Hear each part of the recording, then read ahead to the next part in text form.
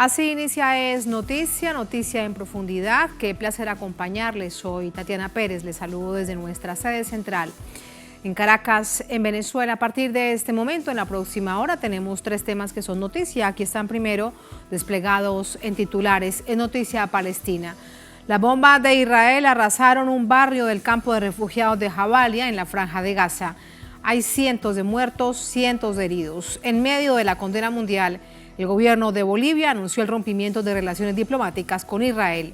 UNICEF denuncia que Gaza se ha convertido en un cementerio de niños y niñas. Les presentamos y analizamos este devastador escenario. En noticia argentina, hasta la medianoche de este martes tienen los distribuidores de combustible para normalizar el suministro en las estaciones de gasolina. La advertencia del ministro de Economía y candidato a la presidencia se produce en momentos de extraño desabastecimiento a 20 días de la segunda vuelta por el primer cargo del país. ¿Quién y qué hay detrás? Vamos a averiguarlo.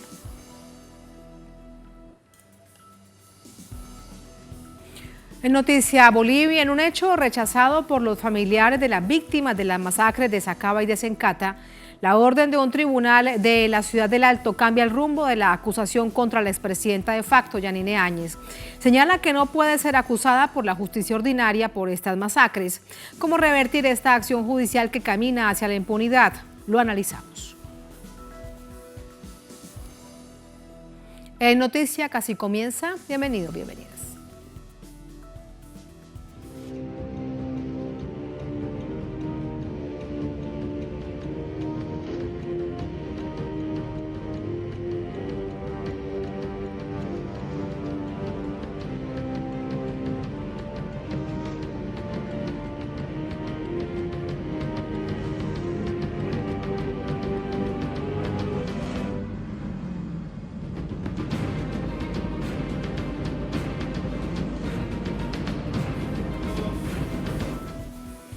En noticia Palestina, bajo el pretexto de buscar a un miembro de Hamas, Israel bombardeó un barrio en un campo de refugiados en Jabalia, donde cientos de civiles fueron asesinados.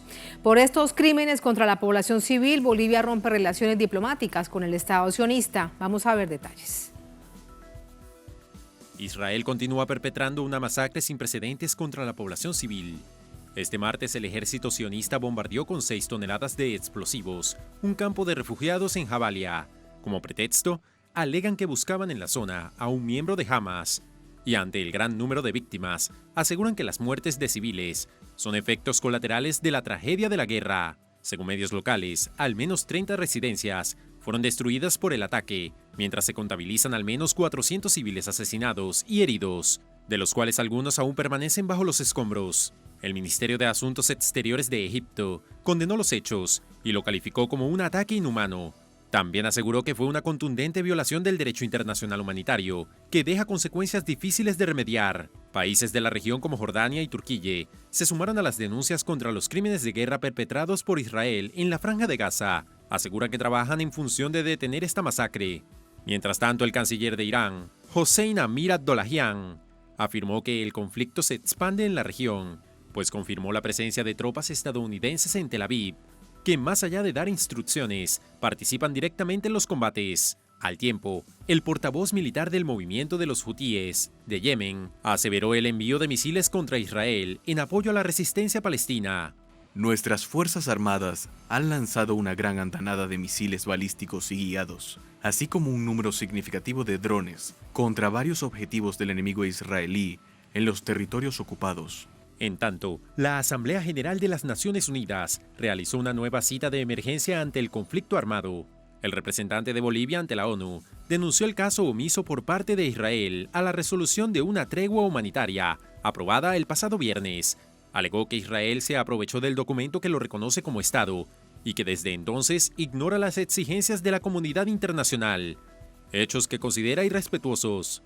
Bolivia, respetuosa del derecho internacional, de la Carta de las Naciones Unidas, de los Estados miembros, estará del lado correcto de la historia. Estará del lado de los derechos del pueblo palestino. En consecuencia, el pueblo y gobierno boliviano hemos tomado la decisión de romper relaciones diplomáticas a partir del día de hoy con el Estado de Israel, por considerarse un Estado irrespetuoso de la vida, de los pueblos, del derecho internacional y del derecho internacional humanitario. Esto se suma a la renuncia del director en Nueva York del Alto Comisionado para los Derechos Humanos, Craig McKeever, quien dimitió en protesta por la incapacidad del organismo de detener la masacre. A través de sus redes sociales, denunció que el genocidio en Palestina es producto de años de impunidad israelí, proporcionada por Estados Unidos y otros gobiernos occidentales. Tras 25 días de asedios, ya son más de 8.500 civiles asesinados, de los cuales 3.500 corresponden a niños y casi 2.200 a mujeres. Según el Ministerio de Salud, se han registrado 2.000 denuncias de personas desaparecidas, entre ellas 1.100 niños, que aún continúan bajo los escombros. Esto forma parte de la lucha histórica del pueblo palestino, que durante décadas han sido víctimas de la fuerza ocupante, cuyo plan avanza al exterminio y a la posesión total de sus tierras. Vamos a entrar en el análisis de esta situación devastadora para la población civil en Palestina, en la Franja de Gaza, y también con graves efectos en Cisjordania. Nos acompaña para ello Omar Floyd, es analista internacional, nos acompaña desde la provincia de Buenos Aires. Omar, bienvenido, buenas noches, gracias por estar con nosotros. Gracias por la invitación a toda la audiencia de Telesur. Mi nombre es Omar Viera. Uso ese seudónimo, digamos, pero eso. Muchísimas gracias. Gracias, Omar. Omar Floyd también. Muy bien, gracias. Omar, hoy UNICEF ha emitido un comunicado y en medio de ello una frase demoledora. Gaza, la Franja de Gaza, es un cementerio de niños y niñas. Esto realmente nunca se había visto, pero asistimos a ello la comunidad, la llamada comunidad internacional, los pueblos del mundo que se movilizan, todos aquellos medios de comunicación que estamos del lado de las víctimas, y pues realmente esto sigue sucediendo. ¿Cómo detener esta situación tan dramática, estos bombardeos por parte de Israel, que se escuda, lo vimos hoy durante esta jornada, en que ellos bombardean en busca de militantes de Hamas? Bueno, lo que estamos viendo es una situación, como vos decís, inédita desde hace muchísimo tiempo, pero que está originada también por un hecho inédito, que fue el ataque de Hamas del 7 de octubre pasado. Digamos, el impacto que tuvo esto sobre Israel, digamos, provoca que el Estado sionista, digamos, esté llevando a un límite que no habíamos visto nunca antes, la violencia sobre la Franja de Gaza, en este caso, ¿no? Esto lleva a que se intensifique la cantidad de manifestaciones diplomáticas de los distintos estados. Por ejemplo, también vimos la ruptura, como comentaban en el informe, de relaciones de Bolivia, previamente las declaraciones durísimas de Petro, obviamente de Maduro, en contra de este nivel de violencia, pero bueno, también se agrega esto de la UNICEF, inclusive las declaraciones de Guterres, ¿no?, condenando las agresiones, y sobre todo, lo más importante, quizás los levantamientos, las movilizaciones, vamos a decir, dentro del mundo árabe, haciendo notar, digamos, el repudio generalizado y popular y totalmente arraigado que hay a la intervención del sionismo sobre sobre la Franja de Gaza.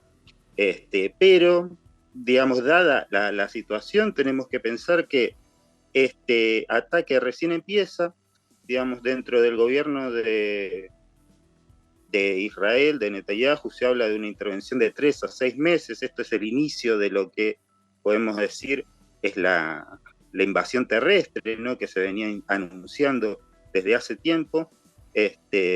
Es, digamos, por ahora un ataque sobre sectores periféricos que se justifica con esta búsqueda de algunos militantes de Hamas, con la liberación de algunos rehenes, pero que en realidad es un ataque sobre la población civil para castigar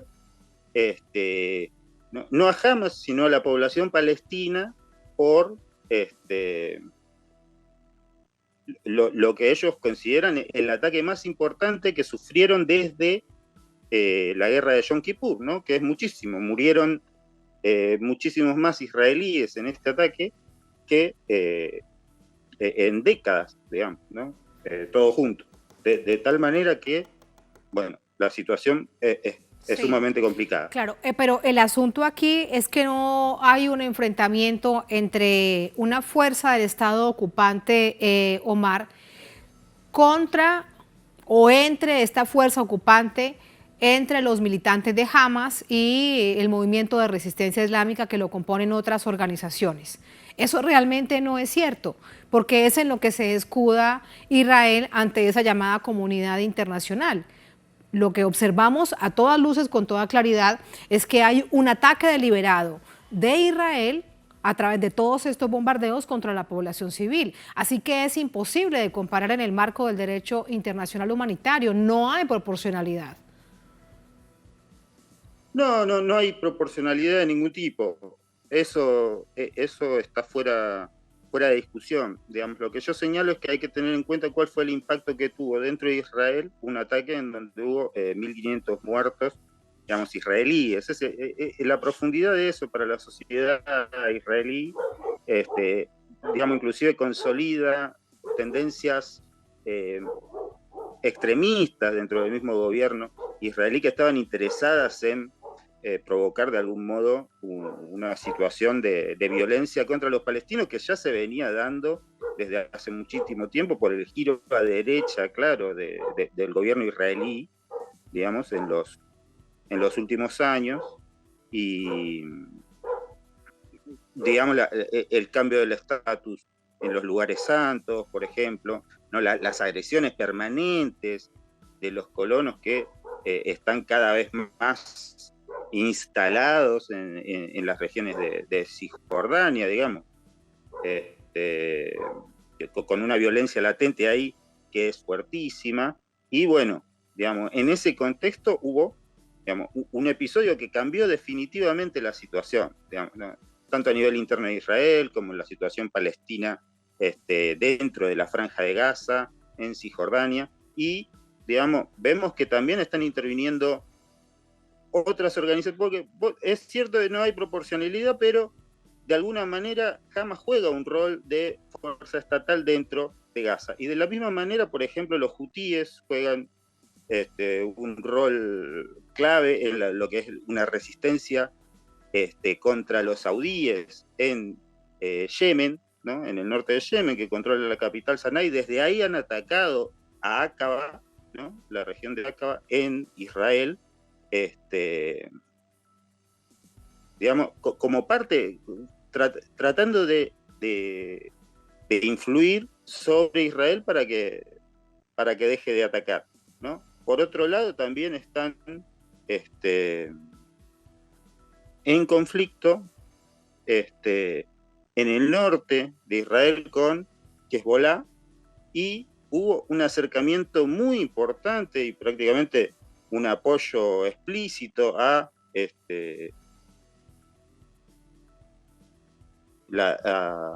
Gaza, pero muy fuerte y tratando de capitalizar el repudio regional muy profundo que hay contra las acciones de Israel contra Gaza de parte del canciller iraní, el canciller de la República Islámica, y también una visita de el jefe de la Guardia Revolucionaria, una instalación del jefe de la Guardia Revolucionaria en Líbano, colaborando, ¿no? con Hezbollah, que también tiene pensado de alguna manera influir para que Israel detenga esta ofensiva. Estados Unidos, por su lado, se acerca también, despliega lo que es su portaaviones para controlar la situación en el Mediterráneo Oriental. Egipto está negociando el traslado de algunos insumos médicos, etcétera. Se le está negando el agua a la población de Gaza, la electricidad, se están escaseando de manera absolutamente cruel porque forma parte del mismo castigo militar que está implementando el Estado sionista contra sí, contra, Gaza, contra todo esto contra la población. la población civil. Omar, en el escenario regional de Oriente Medio, bien lo has dicho, se han pronunciado, han condenado este hecho y se mueven también a través de la vía diplomática Irán, Egipto, Turquía. Dígame. Sí, Es dígame. el rol de Qatar justamente y de Turquía, que son probablemente, vos decías en tu pregunta, disculpame que me extendí tanto, pero son situaciones complejas, ¿no? ¿Qué se podía hacer para detener la situación en Israel? Desde los pronunciamientos, y eso no se puede hacer mucho porque el Estado de Israel no tiene ninguna intención de dejar de atacar a Gaza, por más que reclamen todo, por más que pierda contra todos en la ONU, por ejemplo, en todas las votaciones, eso no les importa, pero lo que sí les puede importar es la mediación de Qatar, digamos que es un Estado con el cual ellos tienen pensado profundizar relaciones y que tiene buenas relaciones con la gente de Hamas, que de hecho de alguna manera controlaron siempre desde Qatar parte de la política de la Franja de Gaza, y ahora ellos están también pensando en mediar para liberar algunos rehenes y en definitiva pasar a, digamos, otra situación del conflicto, que esto no sea el inicio de una escalada superior que no se sabe dónde va a terminar, Bueno, sino que sea... precisamente Bueno, esa era la pregunta que te planteaba en medio de este escenario regional. Vemos todos estos actores que se han pronunciado hoy durante esta jornada condenando las agresiones por parte de Israel en contra de la población civil, pero al mismo tiempo llamando a dos situaciones: una tregua de carácter urgente, por lo menos para que se permita el ingreso de todos los insumos que necesitan, no solamente las personas, mujeres, niños, hombres, familias enteras que han quedado heridas, sino en general. Hay 2 millones de personas que necesitan ayuda de carácter urgente. Naciones Unidas ha dicho es una catástrofe de carácter humanitaria. Y el segundo tema, el asunto de los rehenes. Se calcula que son 200 que están en manos de Hamas dentro de la franja de Gaza, y Hamas dice que a cambio de esto deben ser liberados los cientos de prisioneros palestinos que están en las cárceles en esa llamada medida ejecutiva, que es absolutamente ilegal en el marco del derecho internacional, en las cárceles de Israel. Dos hechos en el ámbito regional. ¿Cómo pueden moverse para que esto no se convierta en lo que ya distintos diplomáticos han dicho en esta parte del mundo puede ser un momento extremadamente grave para esta parte del mundo?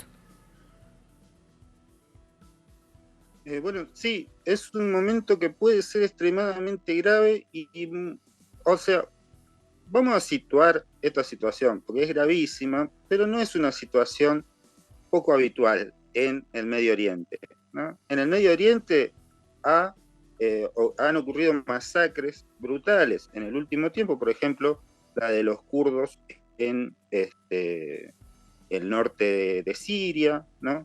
Las digamos, incursiones del Estado Islámico tuvieron muchísimas víctimas y desplazamientos de población enormes, ¿no? Estamos hablando de una zona en donde hay guerras civiles muy, muy fuertes, ahí cerquita, ¿no? En la zona del Mediterráneo, en la zona de Libia, en la frontera, obviamente, de Israel con Siria. Ahí, este tipo de crímenes, ¿no? Quizá tienen muchísima menos visibilidad que lo que se está produciendo ahora en la Franja de Gaza, pero bueno, los estados los implementan para consolidar su poder. Israel tiene la apariencia de un estado occidental con libertades individuales desarrolladas, un estado moderno, pero en realidad es un estado que tiene un poder de facto, que no tiene constitución y que no está regido por estos códigos internacionales de la guerra. O sea, ha violado todas las resoluciones, y, digamos, el límite que ha tenido siempre es que se ha enfrentado con una resistencia que tiene un gran despliegue político a nivel internacional, como es la resistencia palestina, y que tiene un profundo arraigo como causa común de todos los árabes. ¿Hola? Lo estamos escuchando, Omar, sí, lo escuchamos. Sí. Sí, lo escuchamos. Decía, tiene un enorme arraigo como causa común de todos los árabes, y eso, digamos, le ha puesto límite a Israel. Y también se ha extendido a nivel mundial esta causa. Yo creo que, bueno, las movilizaciones y la presión que se puede hacer a favor para visibilizar los crímenes de Israel sobre los palestinos, si bien, digamos, es difícil que influyan sobre la política israelí de desarrollar una ofensiva como la han definido, controlada, de no sé cuántos meses, porque lo que quieren lograr es lo que ellos llaman un daño proporcional, ¿no? Que es más o menos matar a una cantidad enorme de palestinos, pero no exterminarlos. Pues la verdad es que, Omar, todo esto, claro, esto que estamos observando queda absolutamente claro en términos estratégicos de Israel. Lo que le interesa es exterminar al pueblo palestino para avanzar en toda la ocupación de este territorio. Eso, la verdad es que es bastante claro. Fíjate aquí, Omar, lo siguiente con respecto a nuestra América Latina. Sí. Ya, dame un segundo que quiero presentarle a nuestra audiencia 2 tweets de jefes de Estado de América Latina que han tomado postura en las últimas horas al respecto. Gustavo Petro de Colombia: he decidido llamar a consultas a nuestra embajadora en Israel. Si Israel no detiene la masacre del pueblo palestino, no podemos estar allá, dice el presidente Petro. Vamos ahora a ver lo que dice el presidente de Chile, Gabriel Boric. Ante las inaceptables violaciones del derecho internacional humanitario en que ha incurrido Israel en la Franja de Gaza, como gobierno de Chile, hemos resuelto llamar a consultas a Santiago al embajador de Chile en Israel, Jorge Carvajal. Chile condena enérgicamente, observa con gran preocupación que dichas operaciones militares, que a estas alturas de su desarrollo comportan un castigo colectivo a la población civil palestina en Gaza, no respetan normas fundamentales del derecho internacional, como lo demuestran las más de 8.000 víctimas civiles, en su mayoría mujeres y niños. Bueno, eso es lo que hemos visto todos los ciudadanos del mundo. Omar, y a esto se suma la decisión mucho más allá que ha tomado el gobierno de Bolivia, romper relaciones diplomáticas con Israel. Desde nuestra América Latina, estas son las acciones. ¿Qué efecto pueden tener? Bueno, sí, esos, yo creo que los posicionamientos de los estados son bastante importantes, digamos, ¿no?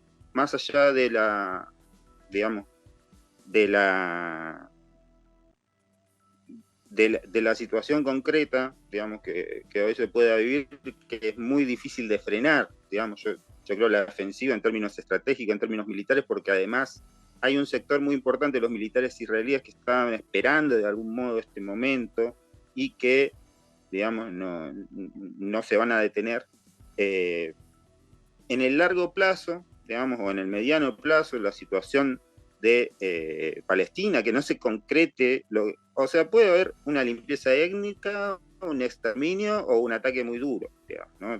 La idea es que quede en un ataque y se logre frenar en un punto, ¿no? Después se definirá cómo se modifica ahí la relación de fuerzas entre Palestina e Israel, qué rol va a jugar Hamas, etcétera, todo lo que es el post-conflicto, ¿no? Pero me parece que es importante la postura de los estados y también que se consoliden, también para las discusiones sobre este tipo de casos, más allá del caso palestino, la cuestión de, por ejemplo, el castigo colectivo, ¿no? Que eso sea destacado como un crimen de guerra, ¿no? Nosotros en América Latina tenemos mucha autoridad para hablar de esos temas porque somos una región que actualmente no está cometiendo crímenes de lesa humanidad, ¿no? Cuando los Estados Unidos u otros estados que violan los derechos humanos se pronuncian sobre estos casos,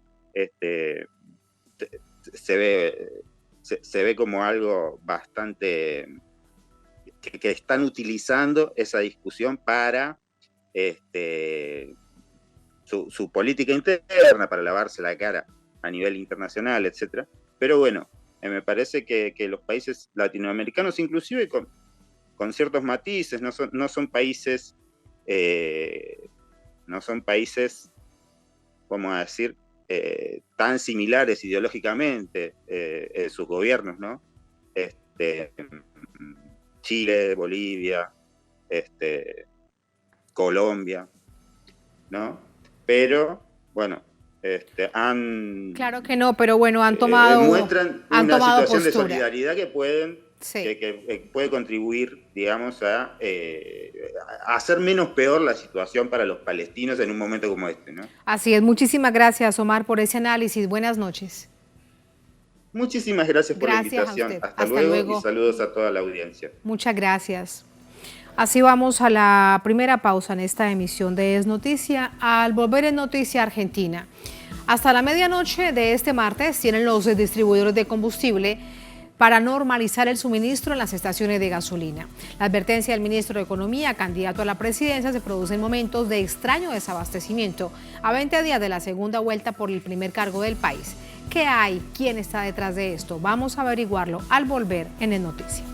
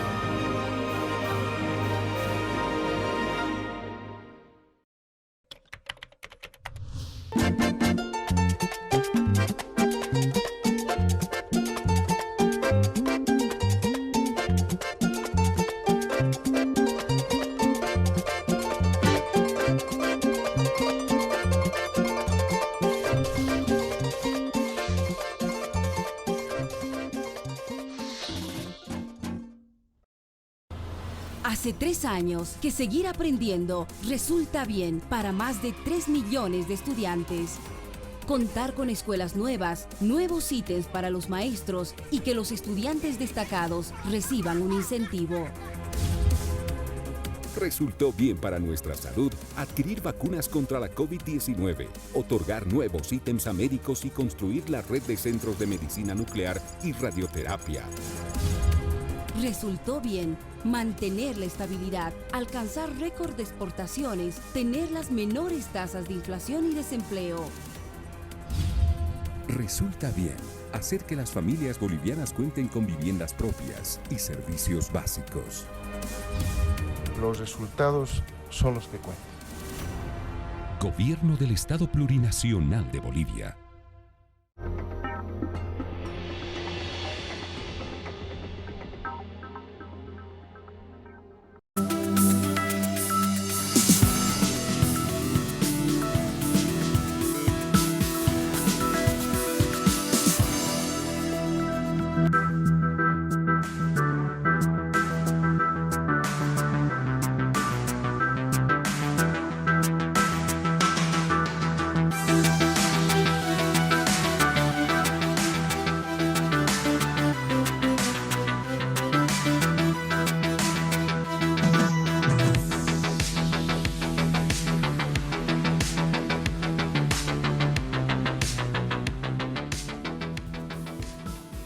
En Noticia Argentina, este martes el país espera la normalización del suministro de combustible.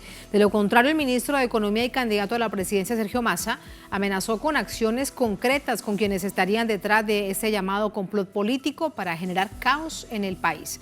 Y esto sucede a 20 días de la segunda vuelta presidencial. Vamos a ver. Desde la semana pasada, varias ciudades del interior del país han presentado problemas de abastecimiento de combustibles, incluyendo el área metropolitana de Buenos Aires, aunque en esta comenzó a normalizarse el suministro. En una reunión con la secretaria de Energía, Flavia Rollón, las principales empresas productoras del país, Yacimientos Petrolíferos Fiscales, Raízen, Trafigura y Acción, acordaron garantizar el abastecimiento en los próximos días con la importación de 10 buques cisternas. A su vez, las petroleras recordaron que Argentina tiene un parque refinador que alcanza para producir más del 80% de la demanda doméstica de naftas y diésel, y el resto se importa, en mayor o menor medida, al ritmo de la actividad agrícola. En medio de este escenario, Sergio Massa, el ministro de Economía y candidato presidencial de Unión por la Patria, lanzó un ultimátum a las compañías para que agilicen la distribución. Martes a las 12 de la noche no está resuelto el abastecimiento. Desde el miércoles no van a poder sacar un barco de exportación, porque primero el petróleo argentino es para los argentinos.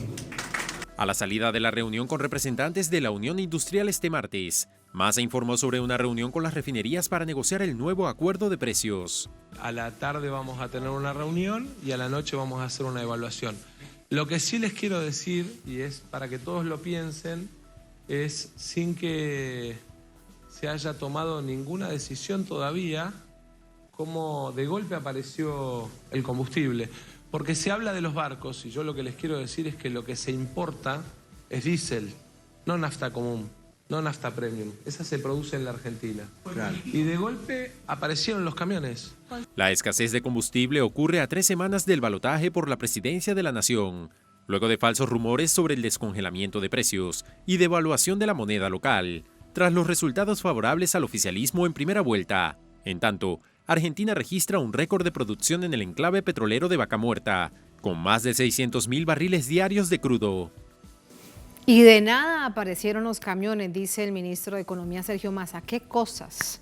Vamos a preguntarle acerca de este escenario a Julio Alberto Acosta, secretario general de la Federación de Trabajadores de la Energía de Argentina. Nos acompaña desde Santa Rosa, La Pampa, en Argentina. Julio, bienvenido. Buenas noches. ¿Cómo estás? Buenas noches, Tatiana. ¿Cómo están ustedes? Muy bien, muchas gracias. Julio, ¿qué es lo que está sucediendo? Primero, permítame preguntarte en el marco de esta coyuntura, además, para comprender lo que está sucediendo, si ha comenzado la normalización de la distribución de combustible de nafta en las estaciones de gasolina esta noche. Efectivamente, sí. A partir de la media tarde ya se empezó a normalizar todo, algo que no debería haber ocurrido. Indudablemente hay intereses, digamos, que están jugando, que son muy poderosos y que intentan, por un lado, tienen un doble objetivo toda esta medida que se han tomado desde las petroleras, ¿no? Una es la de desestabilizar a un gobierno, crear el mal humor en el pueblo, en la población, y por el otro lado, la búsqueda de un aumento en los combustibles, ¿no?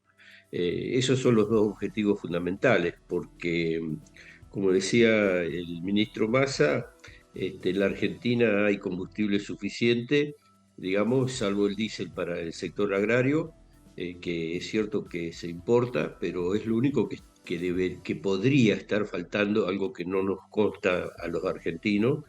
Pero después las naftas y los diésel muy refinados, digamos, eso se produce acá. Por lo tanto, este es un locao patronal, ¿no? Que se ha instrumentado, que se ha llevado a cabo simultáneamente en todo el país, pero que tiene razones. Una de las razones fundamentales es que en los 90 se instaló el neoliberalismo en nuestro país, se privatizaron todas las empresas públicas, las energéticas fundamentalmente, y se entregó el patrimonio nacional, el patrimonio acumulado socialmente por la República Argentina durante generaciones, ¿no? Y ese modelo privatizador de carácter neoliberal continúa vigente en la Argentina, ningún gobierno lo ha modificado. Entonces, las multinacionales responden de esta manera, exigen subsidios a las tarifas o subsidios a los combustibles, a los gobiernos que se van sucediendo, y si no, algunos de carácter neoliberal y manifiestamente gobiernos de la derecha, digamos, han producido tarifazos descomunales que ha impactado enormemente en el poder adquisitivo del conjunto de la población, ¿no? O sea, vía tarifas o vía subsidios, digamos, y cuando no hay respuestas satisfactorias para la voracidad de las petroleras o de las multinacionales, recurren a medidas de este tipo, que no solamente se ven, quiero decirlo, quiero agregar, en el sector de los combustibles, sino que se ve periódicamente en el sector eléctrico, donde hay apagones inmensos que abarcan a cientos de miles de personas, o de hogares, mejor dicho, y que afectan a territorios muy amplios, especialmente donde está concentrado la población, ¿no? Es un recurso que usan y que se repite año tras año. Y en este momento, en clave electoral, a 20 días de la segunda vuelta presidencial, ¿buscan la oportunidad para generar incertidumbre, para generar confusión? Claro. ¿Cómo lo entiendes? Políticamente, ¿qué significa? ¿Qué es lo que estarían buscando? Bueno, acá digamos, hay una propuesta electoral, digamos, que parte desde la ultraderecha, de una propuesta muy vinculada a una ideología fascista, que tiene que ver con que quieren eliminar totalmente el Estado, así manifiesta, o sea, ponerle fin a la salud pública, a la educación pública, ponerle fin a los convenios colectivos de los trabajadores, privatizar las jubilaciones, etcétera. Y han llegado a decir enormidades como eliminar el Banco Central, ¿no? O sea, una total pérdida de soberanía y entrega del patrimonio público y social construido por nuestra sociedad.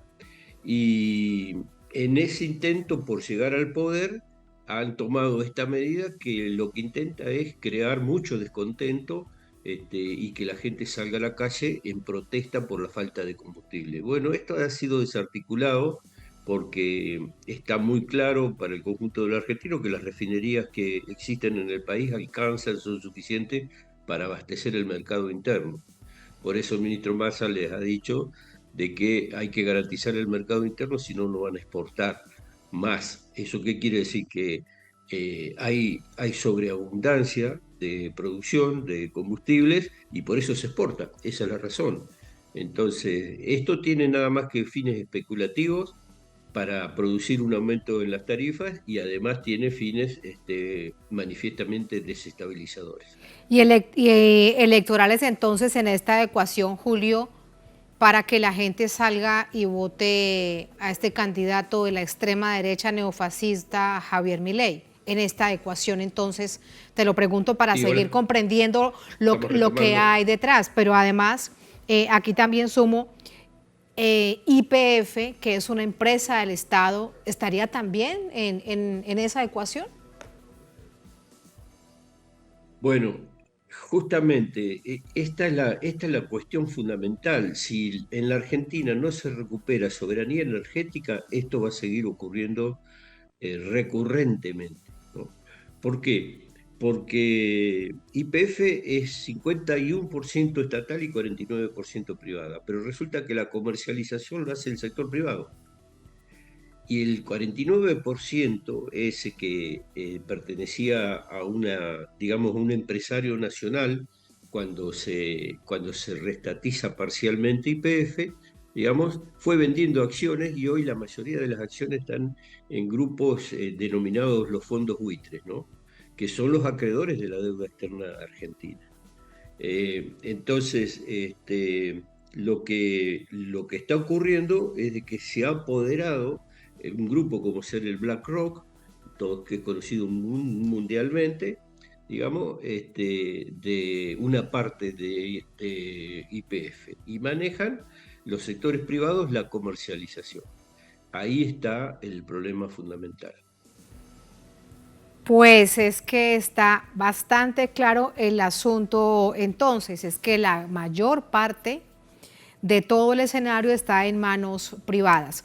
Ahora, por último, Julio, el papel de los trabajadores tratando de contener esta situación, ¿cuál es? ¿Cuál es ese papel que juegan los trabajadores? Nosotros planteamos desde la FETERA la necesidad imperiosa de renacionalizar los recursos energéticos, ¿no? Hay que volver a reestatizar, hay que cambiar el modelo privatizador de las 90, hay que desandar, desestructurar ese modelo económico. Hay que reapoderarse de la renta energética.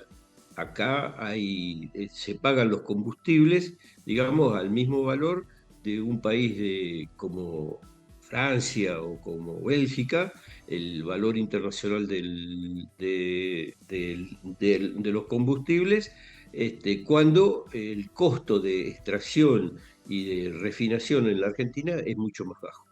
Y se pagan salarios en pesos, ¿no? Y sin embargo, estamos pagando el combustible al mismo nivel de un país que no tiene petróleo, como el que citaba en Bélgica, ¿no? Entonces, esto es absolutamente injusto, es un modelo que solo funciona para garantizar ganancias extraordinarias a las empresas multinacionales, a las petroleras en este caso, y por eso nosotros lo que venimos luchando desde hace muchos años, desde la FETERA, y los trabajadores, una parte de los trabajadores, porque hay que reconocer, no todos los sindicatos piensan lo mismo, algunos son cómplices de este proceso de privatización de los 90, pensamos de que hay que reestatizar, renacionalizar los recursos estratégicos de nuestro país entregados en pago de una deuda externa contraída por la dictadura, que era ilegal, que era fraudulenta, que era odiosa, digamos, y que el conjunto del pueblo argentino tuvo que pagar, y en compensación se entregaron las empresas públicas, ¿no? El patrimonio público. Ese camino hay que recuperarlo, hay que recuperar el 100% de YPF. Nosotros pensamos que las empresas de servicios públicos tienen que ser 100% estatales, y hay que reapoderarse de esa renta energética. Muchísimas gracias, Julio, por tus apreciaciones, por esta explicación. Nos queda bastante claro el panorama. Muchas gracias. Buenas noches.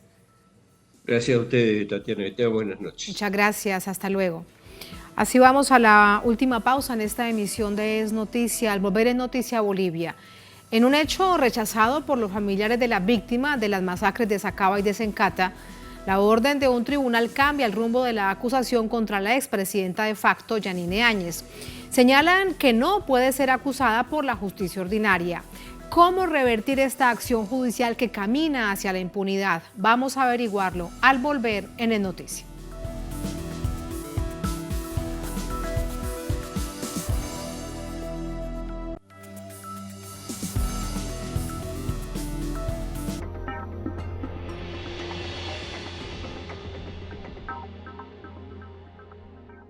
Ante la emergencia, nuestra respuesta es inmediata y oportuna. Plan Nacional contra Incendios. Mitigamos más de 100 incendios forestales en La Paz, Cochabamba, Beni y Santa Cruz. Solo 8 permanecen activos. Movilizamos más de 3.800 bomberos forestales y 45 unidades militares. Ejecutamos más de 230 descargas de agua y 65 operaciones de reconocimiento y exploración terrestres, aéreas y fluviales. Desplazamos 4 helicópteros bien equipados para sofocar los incendios y desplegamos brigadas médicas para el diagnóstico y atención de enfermedades causadas por la humareda en las regiones afectadas. Proteger nuestra fauna y flora es una prioridad. Gobierno del Estado Plurinacional de Bolivia.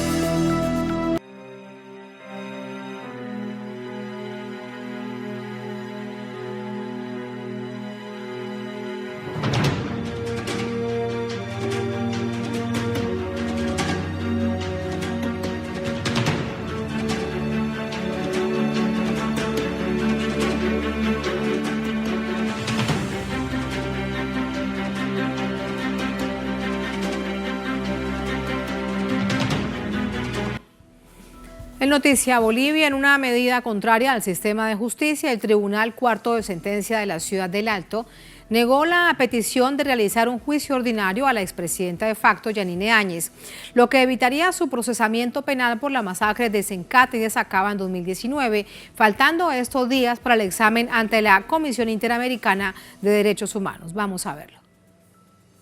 La decisión del juzgado de El Alto detiene las demandas que se procesan en la justicia ordinaria contra los crímenes ordenados por Yanine Áñez como presidenta de facto, con respecto a las masacres de Sacaba y Sencata. Según la sentencia del tribunal, Áñez fue reconocida como presidenta por los órganos del Estado en 2019. A través de un comunicado, el juzgado expone que el Tribunal de Sentencia Penal Cuarto de la Ciudad de El Alto, por voto unánime y conjunto de sus miembros, se declara incompetente para conocer y resolver hechos acusados por el Ministerio Público contra Yanine Áñez Chávez y otros. Según el comunicado, los jueces reconocen como presidenta constitucional a Yanine Áñez y resuelven que sea juzgada en caso de corte a través de la Asamblea Legislativa. La Fiscalía anunció que apelará esa decisión, aunque sea un trámite extenso, alegando que si se decide ir por la vía del juicio de responsabilidades, es decir, ante el Parlamento, no habrá posibilidad de obtener justicia. Recordemos que la base de la acusación en contra de Áñez es la emisión del decreto 4078, que eximió de responsabilidad penal a militares y policías por sus actuaciones violentas en Sencata, El Alto y en Sacaba, Cochabamba, donde 30 personas fueron asesinadas. Ante el escenario de presentación de la demanda al debate y aprobación legislativa y no se logran los 2/3 de los votos para acusarla, se cerraría el caso y no se le podría volver a acusar en Bolivia por esos delitos, es decir, ganaría la impunidad. Esa es la gran preocupación, no solamente de los familiares, por supuesto, de las víctimas de Sacaba y de Sencata, sino de millones de bolivianos. ¿Qué es lo último? ¿Qué más reacciones hay? Le preguntamos a nuestro compañero de labores, a nuestro corresponsal en La Paz, Freddy Morales. Hola Freddy, adelante. Buenas noches.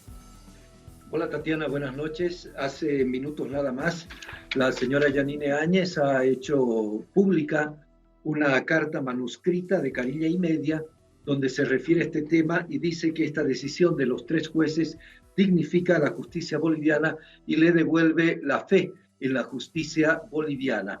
También la señora Yanine Áñez en este manuscrito dice que pide protección para la vida de estos 3 jueces que la han beneficiado con esta resolución. Una situación idéntica ha demandado el expresidente Carlos Mesa, quien participó activamente en el derrocamiento del presidente Evo Morales el año 2019, y fue precisamente Carlos Mesa quien le ofreció la presidencia a la entonces senadora Yanine Áñez. Mesa ha dicho que la vida de estos 3 jueces corre peligro y por ello demanda que tengan protección. Pero quiero destacar periodísticamente, Tatiana, 2 hechos que han llamado poderosamente la atención de la lectura de la resolución de estos 3 jueces de la ciudad del Alto, una resolución que consta de 19 páginas. Uno de los aspectos que destacan estos jueces es el hecho de afirmar que si no se reconoce a la señora Yanine Áñez su condición de presidenta constitucional, por lo tanto que solo puede ser juzgada por un tribunal de máxima instancia, todo el proceso democrático que ha sido recuperado a partir del año 2020 en elecciones quedaría anulado, quedaría sin efecto según el criterio de estos jueces. Voy a leer una de las partes donde se refieren los jueces en su resolución de 19 páginas a este aspecto concreto. Dice, en conclusión, nuestras actuales autoridades de los órganos legislativo, ejecutivo y electoral emanan de las normas promulgadas por Yanine Áñez Chávez en su condición de presidenta del Estado Plurinacional de Bolivia.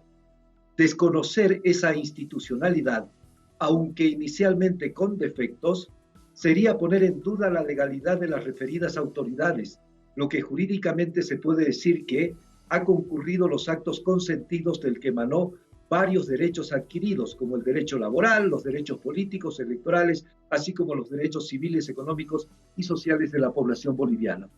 En los considerandos, estos jueces, Tatiana, afirman que todos los órganos del Estado y el pueblo boliviano hicieron caso, se sometieron voluntariamente a todas las determinaciones que decidía la señora Yanine Áñez cuando ejercía el gobierno. Ejemplo, el Tribunal Electoral aceptó convocar a elecciones.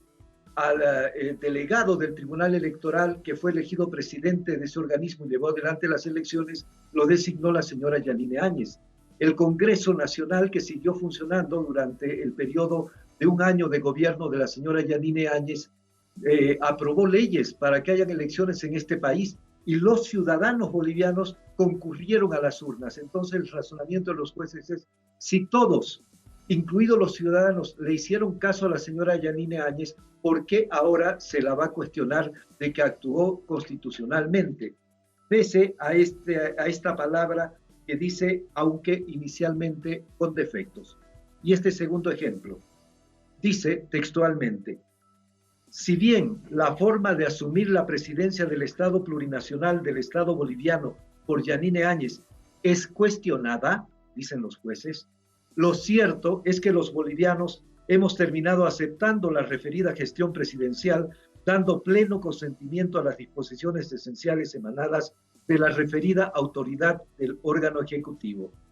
No solamente como ciudadanos, sino también los órganos del Estado, como el órgano legislativo, judicial, electoral, así como el Tribunal Constitucional y el propio órgano ejecutivo, conforme a los siguientes antecedentes. Y continúa argumentando a favor de esta resolución con argumentos y razonamientos, Tatiana, como estos dos que periodísticamente he destacado. Uno que dice, aunque inicialmente con defectos, refiriéndose a cómo asumió el gobierno la señora Yanine Áñez, y en otro lugar dice, es cuestionada la presidencia, la llegada a la presidencia de la señora Áñez es cuestionada, pero luego los bolivianos, dice, se acostumbraron. Tatiana. Tremendos estos ejemplos que nos cuentas, que nos estás reseñando y muy oportunos, Freddy, porque vamos a presentárselos de una vez. Nuestro invitado escuchaba atentamente para consultarle cuál es su postura con respecto a ello. Fíjate la palabra inicialmente con defectos, inicialmente no, lleno de defectos, porque se rompieron todas las normas constitucionales para ponerla a ella como presidenta de facto de Bolivia. Muchísimas gracias, Freddy. Buenas noches. Buenas noches. Buenas noches. Para ello nos acompaña Aldo Michel Irusta, coordinador del Comité Impulsor de Justicia contra los Golpistas del año 2019. Nos acompaña desde La Paz, en Bolivia. Aldo, bienvenido. Buenas noches. Buenas noches. Toda mi disposición para ganar esta temática que interesa a los bolivianos, que votamos en octubre de 2020 por justicia y por certidumbre económica. Muchísimas gracias. Bueno, y esto es precisamente lo que queremos saber. Hay esta decisión por parte de ese tribunal de la ciudad del Alto. ¿Qué hacer ante eso? ¿Cuáles son los caminos que siguen para no abonar en ese camino de la denunciada impunidad sobre las masacres de Sacaba y de Sencata? De manera clarísima, el juez cuarto de la ciudad del Alto no ha cumplido la norma, ha salido por los fueros directos, violando además lo que determina la Constitución. Esta resolución es absolutamente irregular e ilegal. La competencia del juez está marcada por la norma para admitir el procesamiento en el orden de conocer el grado de los delitos, si hay punibilidad y si existen los suficientes elementos para determinar materia justiciable. Es más, en el transcurso del proceso, él, pues, a partir de su evaluación, etcétera, concurrirá y definirá si hay un sobreseimiento o qué se determina. En ningún elemento de la norma señala que él tiene que declararse competente o incompetente. Quiero señalar además que esta es una discusión ya vencida, ya efectuada, y recordar que el juez no toma en cuenta antecedentes. Nos parece sorprendente que este juez en menos de 48 horas haya librado una resolución, haya definido a apuro y particularmente sin tomar en cuenta tres antecedentes elementales. En el proceso golpe número 2 se ha definido una sentencia contra la señora Áñez, militares y otros, por la condición inconstitucional, absolutamente inconstitucional de su régimen, por haberse autonombrado, por no haber llenado todos los requisitos y los aspectos que define la norma para reunir un quórum que la nombre en primera instancia presidenta del Senado, por no tener una acreditación tácita con credenciales de la Corte Electoral, por no tener un acta de designación. Pero es más, este hecho y este acto ilegal e inconstitucional desencadenó en gravísimos atentados contra los derechos humanos, como las masacres de Sencata, Sacaba, Guayani, Pedregal, Montero, Betanzos, en la persecución y encarcelamiento de más de 1.500 ciudadanos bolivianos con procesos extrajudiciales absolutamente aberrantes. Pero es más, en tercera instancia está pues la condición de los actos de la señora Áñez, que son absolutamente ilegales e inconstitucionales. Lamentablemente este juez apela a un argumento esgrimido por los defensores de la señora Áñez y los responsables del golpe, que ya ha sido prácticamente derrotado en los hechos, en el debate, y fundamentalmente porque los actos de la señora Áñez fueron ilegales. Tenemos la experiencia de la dictadura del general Banzer, que aprobó códigos, que aprobó normas, leyes de facto, pero que después fue sometido también a un juicio y fue cuestionado por la comisión de delitos gravísimos contra los derechos humanos. En esta condición, este argumento que el juez esgrime es absolutamente carente de legalidad. Es más, existe ya una resolución de competencia elaborada en febrero y respondida, que tiene además que marcar jurisprudencia, que no la ha tomado el juez, que ya prácticamente en el apuro nos hace presumir y sospechar que se ha coludido pues con el interés de quienes defienden a los responsables del golpe de 2019. En esta condición nosotros vamos a enervar como Comité Impulsor de Justicia una denuncia ante el Tribunal Constitucional, pero fundamentalmente ante el Consejo de la Judicatura, toda vez que el juez ha incurrido y ha violado la norma, saliéndose ampliamente de lo que es su competencia estricta para el juzgamiento de estos graves delitos de lesa humanidad. Aldo, esto es, bueno, ahí estoy viendo, lo ha explicado, no tiene ninguna acción desde el carácter jurídico del país. Usted nos ha contado los hechos y los vimos además para ese momento en el año 2019, bastante claros. Para el mundo quedó en evidencia todas las acciones irregulares, ilegales, inconstitucionales para que la señora Yanine Áñez fuera considerada como la presidenta del país. ¿Cómo actuó o para tratar de entender esta decisión, que ahora es judicial porque es parte de un tribunal, pero cuánto hay de político detrás de esto? ¿O quiénes están detrás de esto? Porque realmente es muy extraño. Lo lamentable es que permanentemente los abogados, los asesores de la señora Áñez, de Fernando Camacho, de los principales responsables del golpe de 2019, se han encargado en estos últimos 2 años de obstaculizar la justicia con recursos, con incidentes y fundamentalmente con este elemento de pretender posesionar un juicio de responsabilidades de privilegio que, según nuestra Constitución, según el artículo 181, además, está determinado para dignatarios de Estado electos por el pueblo. Esta no es la condición de la señora Áñez. Y han convertido esta acción de perturbación, de obstrucción de los procesos para posesionar un grave estado de impunidad en el que se encuentran la mayoría de estos responsables.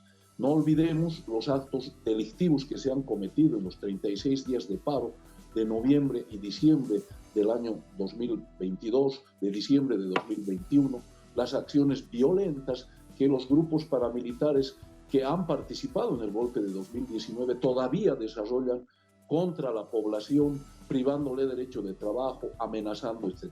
Pero es más, está la condición aviesa del señor Carlos Mesa, que fue uno de los principales propulsores del golpe, de la quema de entidades electorales, de domicilios de autoridades, de la persecución a la gente, que pretende habilitarse normalmente como candidato en las elecciones del 2025, sin haber concurrido a responder por sus actos criminales ante la justicia. Muchísimas gracias, Aldo, por estas reflexiones. Muy buenas noches. Que no quede en la impunidad. Es la lucha permanente. Muchas gracias. Buenas noches. Gracias, buenas noches. Hasta luego, muchas gracias. Gracias a ustedes por habernos acompañado. Ponemos punto final a esta emisión de Noticia. Un placer. Hasta mañana.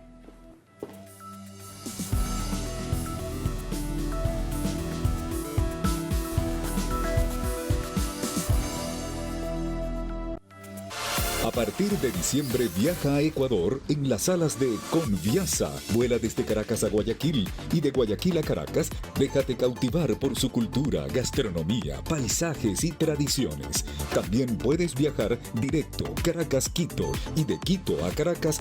Para más información ingresa a www.conviasa.aero. Conviasa, el placer de volar.